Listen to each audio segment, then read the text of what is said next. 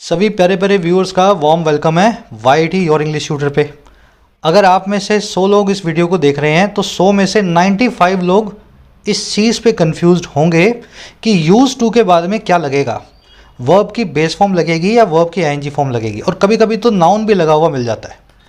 तो ये कन्फ्यूजन आज की क्लास में आपके निकालेंगे। एडवांस कॉन्सेप्ट की क्लास है और ना सिर्फ कन्फ्यूजन निकालने का ऑब्जेक्टिव है, 2 सेकंड में इन क्वेश्चंस को सॉल्व कैसे करना है ये भी देखेंगे। ठीक है, स्पीड भी आज की क्लास की लर्निंग है क्योंकि एग्जाम में अब स्पीड का बहुत बड़ा इंपॉर्टेंस होता है। चलिए शुरू कर लेते हैं। जिन प्यारे बच्चों ने अपनी ऐप को डाउनलोड नहीं किया है ज़रूर से कर लेना। YIT your English tutor comment section में लिंक रखा है। सारे मेरे कोर्सेज, सारी मेरी क्लासेस कॉन्सेप्ट और लॉजिक बेस्ड होती हैं। तो अगर लॉजिक से सीखना चाहते हो, इंग्लिश में राइटिंग करना, UPSC स्टेट PSC एग्जाम्स के लिए रिपोर्ट, ऐसे प्रेसी लिखना, तो राइटिंग के कोर्स को ज्वाइन कर सकते हो। और अगर लॉजिक से बैंकिंग की तैयारी करना चाहते हो तो सारे क्वेश्चंस बैंकिंग के आपको प्रिपेयर करवाए जाते हैं कंसेप्चुअल लेवल पे लॉजिक्स के साथ। इसका कोर्स का भी फ़ायदा ले सकते हो बैंकिंग के कॉम्बो में। इसी तरीके से SSC का कोर्स भी अवेलेबल है। सारे SSC एग्जाम सिंगल कोर्स में कवर करते हैं सभी वैरायटी के क्वेश्चंस को, अगेन विद लॉजिक। कोई भी क्वेरी हो, ये नंबर है व्हाट्सअप का, टीम से बात कर सकते हैं थ्रू द व्हाट्सअप। जब कॉन्सेप्ट पे आते हैं, थोड़ा गहरा कॉन्सेप्ट है, 5 मिनट सुन लोगे तो मज़ा भी आएगा और सीख भी जाओगे। यूज़ टू, यूज़ जो है ना, अपने बाद में अगर टू ले रहा है और उसके बाद में क्या लेगा, ये सवाल ही अपने आप में गलत है। जब तक आपको इस सवाल का जवाब ना मिले कि यूज्ड काम क्या कर रहा है सेंटेंस में। यूज्ड के 3 काम होते हैं। पहला बनता है ये एक्टिव वर्ब, दूसरा काम होता है पैसिव वर्ब बनना, और तीसरा काम होता है इसका बनना एडजेक्टिव। तो जब भी आपके पास ऐसा कोई क्वेश्चन आए कि भाई यूज्ड के बाद में क्या आएगा, यूज्ड के बाद में क्या आएगा, यूज्ड टू के बाद में क्या लगेगा, तो उससे ये पूछो किस यूज्ड की बात कर रहे हो तुम भाई। एक्टिव वर्ब वाले यूज्ड की बात कर रहे हो, या पैसिव वर्ब वाले यूज्ड की बात कर रहे हो, या एडजेक्टिव वाले यूज्ड की बात कर रहे हो। मुझे ये बता दो तीनों में से यूज्ड क्या काम कर रहा है, मैं बता दूंगा उसके बाद में क्या आएगा। बात आ गई समझ में? तो सारा खेल किसका है? यूज्ड को पकड़ना कि सेंटेंस में वो क्या काम कर रहा है। अब मैं आपको बता देता हूं इन तीनों केसेस को पकड़ना कैसे है। उससे पहले ये देख लो, जब भी यूज्ड वर्ब होगा, चाहे एक्टिव चाहे पैसिव, दोनों ही केस में यूज्ड अपने बाद में लेगा वर्ब की बेस फॉर्म। और अगर यूज्ड एक एडजेक्टिव होगा, वर्ब की बेस फॉर्म, ये जो एक्टिव वर्ब है या पैसिव वर्ब ना होकर के एक एडजेक्टिव होगा। ये कैसे पकड़ना मैं आपको सिखा दूंगा अभी। अगर ये एडजेक्टिव होगा तो अपने बाद में कभी भी वर्ब की बेस फॉर्म ना लेगा, ये लेगा वर्ब की ING फॉर्म या फिर एक नाउन को। दोनों में से जो भी आएगा सूटेबल होगा। बात आ गई समझ में? अब पकड़ना सीख लो फटाफट से, 2 मिनट में सीख जाओगे। अगर यूज्ड वर्ब में वर्ब की एक्टिव फॉर्म होगा सेंटेंस के अंदर, तो ये एक पास्ट की हैबिट की बात करेगा और मेन वर्ब बन के आएगा। He used to study for 10 hours a day. वो रोज पढ़ा करता था 10 घंटे एवरी डे। पास्ट की हैबिट बताई जा रही है, ऐसा होता था, अभी नहीं पढ़ता है वो पढ़ा करता था। ही सब्जेक्ट है, यूज्ड यहाँ पे मेन वर्ब है और वर्ब है एक्टिव फॉर्म में। पकड़ना आ गया ना। I use to walk for 2 miles every week. मैं हर वीक 2 मील चला करता था। We use to get up early in the morning. हम रोज़ सुबह जल्दी उठा करते थे। पास्ट की हैबिट, सब्जेक्ट प्लस में यूज्ड मेन वर्ब, साथ में टू प्लस में वर्ब की बेस फॉर्म, क्योंकि वर्ब फॉर्म में यूज्ड हमेशा अपने बाद में बेस फॉर्म को लेता है, चाहे एक्टिव वर्ब हो चाहे पैसिव वर्ब हो। चलो अब पैसिव वर्ब वाला खेल देख लो। जब भी यूज्ड पैसिव तौर पे इस्तेमाल होगा, इसके पहले एक बी फैमिली की वर्ब होगी जो कि पैसिव होने की रिक्वायरमेंट है। Is use to, was use to, were use to, have been use to, has been use to, am use to. याद है ना आपको एक्टिव पैसिव? और यहाँ पे किसी चीज़ को पैसिव में इस्तेमाल किया जाएगा। लकड़ी को इस्तेमाल किया जाता है घरों को बनाने के लिए कनाडा में। Wood is use to build houses in Canada. पानी का इस्तेमाल किया जाता है आग को बुझाने में। AC का इस्तेमाल किया जाता है कमरे में टेम्परेचर को रेगुलेट करने में। कोयले का इस्तेमाल किया जाता है बिजली को बनाने में। Coal is use to build या प्रोड्यूस इलेक्ट्रिसिटी, है ना। ट्यूबलाइट का या बल्ब का इस्तेमाल किया जाता है घरों को प्रकाशित करने में। ट्यूबलाइट्स और light bulbs are used to illuminate the houses. तो जब भी किसी चीज़ का पैसिव फॉर्म में इस्तेमाल हो, यूज़ का मतलब हो इस्तेमाल किया जाना, इससे पहले is, am, are, was, were आ रहा हो पैसिव लगाने के लिए, तब उस केस में यूज्ड पैसिव वर्ब ही होगी। और ऑफ कोर्स वर्ब फॉर्म में यूज्ड अपने बाद में वर्ब की बेस फॉर्म लेगा। तो स्टडी लेगा, बिल्ड लेगा, ईट लेगा, स्लीप लेगा, है ना, प्ले लेगा। वर्ब की आईएनजी फॉर्म, नाउन का कोई कनेक्शन इन दोनों में नहीं है। चलो, अब ये तो आप इजीली पकड़ ही लोगे, एक्टिव है या पैसिव है। बच गया एडजेक्टिव को पकड़ना, ये थोड़ा सा मुश्किल है, लेकिन आप सीखोगे तो आसान है एक बार, है ना।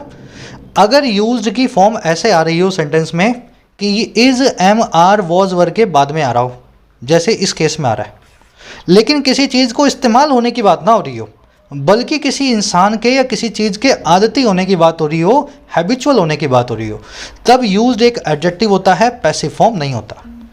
ही is use to studying for 10 hours a day. वो आदतन है, वो हैबिचुअल है, यूज टू है रोज 10 घंटा पढ़ने का। गौर से देखना, दोनों सेंटेंस एक जैसे हैं। यहाँ भी इज आ रहा है, चाहे वॉज लगा लो, इसके बाद यूज टू आ रहा है। यहाँ भी इज आ रहा है और इसके बाद में यूज टू आ रहा है। ये पैसिव वर्ब है और यहाँ पे कोई वर्ब नहीं है, यूज्ड एक एडजेक्टिव है। पता कैसे लगा मुझे? अगर ये भी पैसिव होता, मान लीजिए ये वाला केस में ये भी पैसिव होता, तो इसका मीनिंग जो है ना बिल्कुल ऐसा निकलता इस वाले जैसा। और इसका मीनिंग क्या निकलता? उसका इस्तेमाल किया जाता है रोज़ 10 घंटा पढ़ने के लिए। अरे भाई, कोई वो किताब है क्या?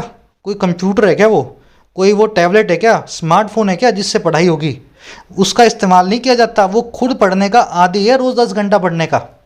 बात आ रही है ना समझ में? तो अगर आपको फॉर्म मिले पैसिव वाली, लेकिन मीनिंग पैसिव वाला ना मिल रहा हो, तो समझ लेना उस केस में ये जो है ना यूज्ड, ये एडजेक्टिव है, पैसिव वर्ब है ही नहीं।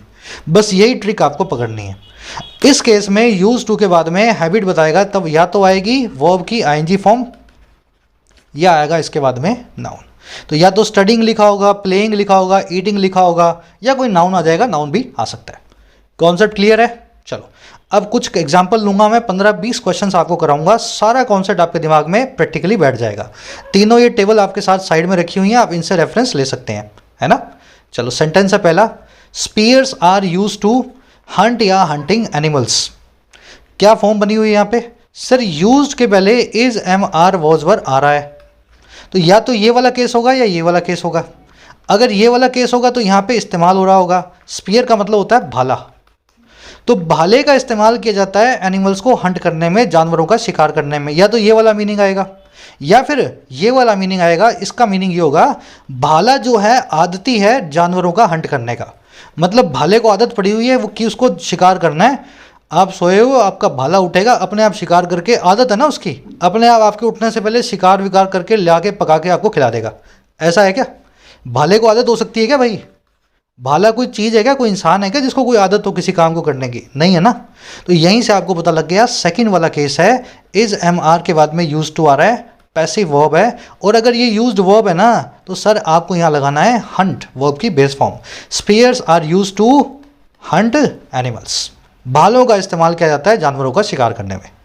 अब बैठ गया दिमाग में। एक और सेंटेंस देखो, prehistoric people use to hunt या हंटिंग पीपल, या हंटिंग, हंट या हंटिंग इतना ही है ना। जो प्री हिस्टोरिक लोग थे, जो हिस्ट्री से पहले के लोग थे, आदि मानव के टाइप के लोग थे, वो यूज्ड टू थे हंट करने के। यहाँ पे यूज क्या है सर? वर्ब की मेन वर्ब है, एक्टिव के अंदर लगी हुई है। Is, am, are, was were आ ही नहीं रहा। जब is, am, are, was were आ ही नहीं रहा ना, तो झगड़ा ही नहीं है यहाँ पे, तो वर्ब की बेस फॉर्म ही आएगी। Prehistoric people use to hunt. Prehistoric people जो है आदती थे, पास्ट हैबिट थी उनको हंट करने की, है ना। सारा झगड़ा तो इन दोनों केसेस के बीच का है ना सर। जब is, am, are, was were आ रहा हो, तब आपको चूज करना है कि ये वाला केस बनेगा या ये वाला केस बनेगा। इस केस में वर्ब की बेस फॉर्म, इसमें वर्ब की आईएनजी फॉर्म। अगर ये वाला केस है तब तो कोई झगड़ा ही नहीं है। यूज्ड से पहले is, am, are, was were नहीं आ रहा, तब तो कोई झगड़ा ही नहीं है। आपको तो वर्ब की बेस फॉर्म लगा देनी है और निकल जाना है। तो इस केस में कुछ नहीं आ रहा, hunt. Prehistoric people use to hunt. एक और सेंटेंस देखो, modern people are not use to hunt या हंटिंग। आजकल का आदमी यूज टू नहीं है, आदतन नहीं है, हैबिचुअल नहीं है शिकार करने का। यूज टू से पहले आर आ गया, बीच में नॉट एडवर्ब लगी हुई है। इज, एम, आर वाला केस बन गया तो दोनों केस बनेंगे। अब या तो ये बनेगा या ये बनेगा। अगर पैसिव में बनेगा तो इसका मतलब क्या होगा? आजकल के आदमी का इस्तेमाल नहीं किया जाता है हंटिंग के लिए। मतलब पहले वाले आदमी का हंटिंग के लिए इस्तेमाल होता था। कोई आदमी कोई कुल्हाड़ी था, कोई आदमी कोई बंदूक था, या कोई भाला था, या कोई तीर कमान था, ऐसा तो चीज़ तो है नहीं आदमी। आदमी का इस्तेमाल कैसे करोगे भाई तुम? आदमी का इस्तेमाल नहीं हो सकता, चीज़ों का इस्तेमाल होता है। तो मॉडर्न पीपल जो है ना वो यूज टू नहीं है, वो इंसान नहीं है, मतलब आजकल आदत हैबिचुअल नहीं है हंटिंग करने के। एडजेक्टिव वाले केस की बात हो रही है और इस केस में क्या करेंगे, हंटिंग को चूज करेंगे ना कि हंट को। यहाँ हंट आएगा, यहाँ हंट आएगा, यहाँ हंटिंग नहीं आएगा। बढ़े आगे, और क्वेश्चंस करोगे? चलो कुछ और क्वेश्चंस देखो। Cement is use to build या बिल्डिंग ब्रिक वॉल्स। सीमेंट का इस्तेमाल किया जाता है वॉल्स को बिल्ड करने में। दोनों केस बन रहे हैं, is am are was were आ रहा है, यहाँ भी आ रहा है, यहाँ भी आ रहा है, लेकिन इसमें इस्तेमाल की बात होती है, इसमें हैबिट की बात होती है। सीमेंट की हैबिट नहीं हो सकती, सीमेंट को यूज़ किया जाता है। Is use to build brick walls. Cement का इस्तेमाल ईंट की दीवार बनाने में किया जाता है। बिल्ड लिखेंगे ना कि बिल्डिंग। एक और सेंटेंस देखो, manual labourers use to work या वर्किंग। मैनुअल लेबरर्स जो थे, हाथ से काम करने वाले जो मजदूर थे, वो किया करते थे हार्ड वर्क को। यूज टू वर्क या वर्क, यहाँ पे हार्ड लिख लेना, ठीक है, हार्ड कर लेना। वो हार्ड वर्क किया करते थे। यूज्ड के पहले is am are was were नहीं आ रहा, फर्स्ट केस है, इसमें कोई झंझट ही नहीं है, यहाँ पे तो वर्क ही आना है, वर्किंग नहीं आ सकता। तीसरा केस देख लो, children are not use to work या वर्किंग हार्ड। बच्चे जो हैं आदती नहीं होते हैं हार्ड वर्क करने के। आर आ गया, दोनों केस बनेंगे, लेकिन ये वाला केस बनेगा क्योंकि बच्चों के इस्तेमाल की बात नहीं हो रही है। बच्चों को इस्तेमाल नहीं किया जाता है हार्डवर्क करने के लिए। बच्चों को कौन इस्तेमाल करेगा यार, बच्चों की हैबिट नहीं होती, बच्चे हैबिचुअल नहीं होते। तो आर यहाँ पे बता रहा है इस यूज के एडजेक्टिव होने को, और इस केस में लगेगा थर्ड केस, यहाँ लगेगा वर्किंग। तो यहाँ पे एक्टिव वर्ब बिल्ड, यहाँ पे पैसिव वर्ब वर्क, यहाँ पे है ना, यहाँ पे पैसिव वर्ब बिल्ड, यहाँ पे एक्टिव वर्ब वर्क, और यहाँ पे एडजेक्टिव वर्किंग। ठीक है, समझ गए? चलो और करो 3 सेंटेंस। मान लीजिए ऐसा लिखा हो, coal is use to produce या प्रोड्यूसिंग इलेक्ट्रिसिटी। कोल का इस्तेमाल किया जाता है इलेक्ट्रिसिटी को प्रोड्यूस करने में। इज आ गया, या तो ये केस बनेगा या ये केस बनेगा, लेकिन कोयले का इस्तेमाल किया जा सकता है। इस्तेमाल की बात हो रही है तो पैसिव वर्ब है। पैसिव वर्ब है तो यहाँ पे लिखेंगे प्रोड्यूस, ना कि लिखेंगे प्रोड्यूसिंग। वर्ब के केस में बेस फॉर्म ही आती है। वी यूज टू स्लीप या स्लीपिंग, हम सोया करते थे। यहाँ लिख लेना लेट, यहाँ लेट लिखना भूल गया मैं, हम देरी से सोया करते थे। यूज यहाँ पे मेन वर्ब है, एक्टिव वाली वर्ब है। Is am are was were कुछ नहीं आ रहा, इस केस में कोई झगड़ा ही नहीं है, इसमें सीधे स्लीप लगाना है, स्लीपिंग नहीं लगाना। वर्ब है ना तो बेस फॉर्म लगा दो। I am not use to sleep या स्लीपिंग लेट, मैं लेट सोने का आदी नहीं हूँ। एम आ गया, दोनों में से कोई भी केस बन सकता है। यूज से पहले बी फैमिली की वर्ब आ गई, लेकिन मेरे आदी होने की बात हो रही है ना कि मेरे इस्तेमाल होने की। तो मैं क्या लिखूंगा, I am not use to sleeping late. ठीक है, चलो इतने क्वेश्चंस करवा रहा हूं आपको कि 2-2 मिनट में आपको करने आ जाए सारे क्वेश्चंस। अब देखो यूज टू के बाद में नाउन कब लगेगा, जब ये तीसरा केस है ना, इसमें चाहे तो वर्ब की आईएनजी फॉर्म लगा दो, चाहे नाउन लगा दो, जरूरत के हिसाब से, दोनों ही सही हैं। We are not use to drink या drinking alcohol, and we are not use to alcohol. हम यूज टू नहीं है, आदि नहीं है। तीसरा केस बन रहा है, आदि होने की बात हो रही है, आर लगा हुआ है, यूज टू आ गया, एडजेक्टिव बन गया। तो यहाँ पे ड्रिंकिंग आएगा of course. We are not use to drinking, लेकिन मैं ऐसा लिख दूं, हम आदि नहीं है एल्कोहल के, अपने आप ही यहाँ मीनिंग आ रहा है, पीने के आदि नहीं है। तो जब आप किसी चीज़ के आदि होते हैं या नहीं होते हैं ना, उस केस में आप कोई काम भी बता सकते हैं वर्ब की आईएनजी फॉर्म में, या फिर कोई नाउन भी बता सकते हैं जिसके आदि आप नहीं हैं। I am not use to harsh winters, मैं हार्श विंटर्स का, बहुत कड़ी सर्दी का आदि नहीं हूँ। You are not use to harsh summers, आप जो है गर्मी के आदि नहीं है। American are not use to harsh summers, American लोग जो है कड़ी गर्मियों में नहीं रह सकते। तो नाउन लग जाना तीसरे केस में आम बात है। जब कोई काम करने के आदि हो तब तो वो काम आ जाएगा वर्ब के आईएनजी फॉर्म में, और जब किसी चीज़ के आदि हो, किसी चीज़ के आदि हो, तब वो चीज़ आ जाएगी नाउन फॉर्म में। दोनों सेंटेंस सही हैं, दोनों का अपना अपना मीनिंग है। ठीक है, ये मत पूछना सर दोनों में से सही कौन सा है। भाई दोनों सेंटेंस में एक में वर्ब आ रही है ना, अगर वर्ब आ रही है तो वर्ब वाला में आईएनजी फॉर्म आएगा। अगर वर्ब नहीं आ रही, नाउन आ रहा है, तो फिर नाउन नहीं लगाना है, उसके आईएनजी फॉर्म नहीं बनानी। कहने का मतलब ये। एक और सेंटेंस से समझो इसको। Are you use to take या टेकिंग कोल्ड शावर, क्या आप यूज टू हैं, अगेन आदि होने की बात हो रही है। इज एम आ चुका है, साथ में यूज आ रहा है, यूज यहाँ पे एडजेक्टिव बनेगा और आदि होने की बात करेगा, हैबिचुअल होने की, ना कि आपका इस्तेमाल किया जा रहा है। क्या आप आदि हैं, हैबिचुअल हैं ठंडे पानी से नहाने के, कोल्ड शावर लेने के।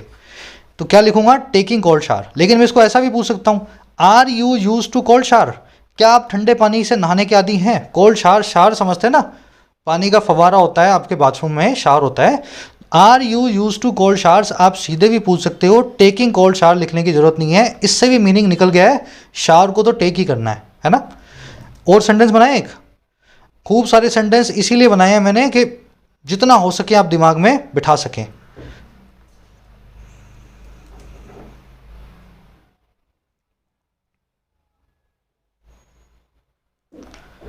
और देखो दो sentence, AC is use to control या कंट्रोलिंग टेम्परेचर, इज आ रहा है, यूज आ रहा है, या तो ये केस है या ये केस है।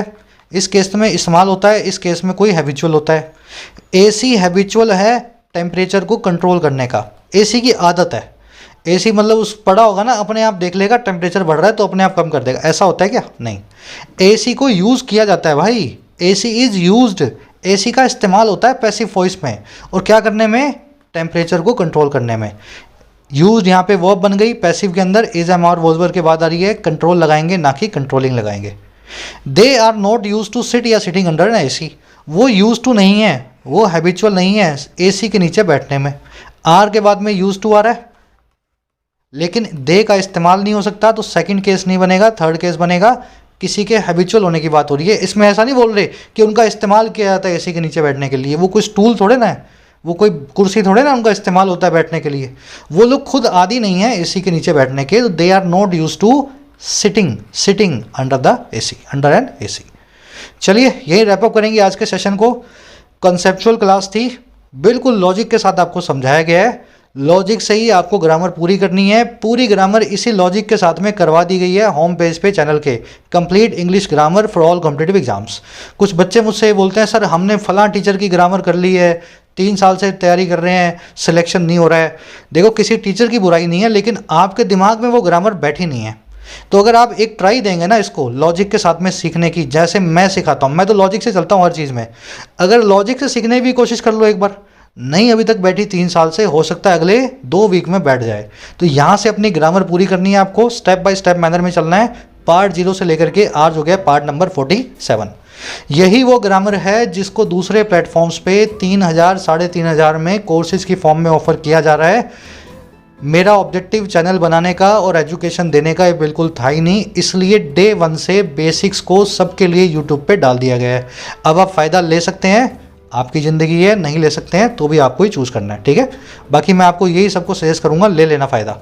ये आपका क्विज़ है सामने, 7 क्वेश्चन सामने आपके, इसी कॉन्सेप्ट पे बेस्ड हैं, जल्दी से इनको सही कर दो, सातों के आंसर डालो कमेंट्स में। आंसर्स को मैं भी कमेंट्स में डाल रहा हूँ, वहाँ से चेक भी कर लेना, या तो आंसर्स डालना या अपने मार्क्स डालना, आउट ऑफ 6 आउट ऑफ 7 कितने मार्क्स आपको मिले। मुलाकात होगी नेक्स्ट पार्ट में, अंटिल देन कोर्सेज भी अवेलेबल है ऐप पे, लॉजिक से सीखना चाहते हो, एसएससी बैंकिंग यूपीएससी फ़ायदा ले सकते हो। कमेंट सेक्शन में आपका लिंक है और ये नंबर है व्हाट्सएप, टीम से व्हाट्सएप के थ्रू मैसेज करके बात कर लेना। Until then signing out.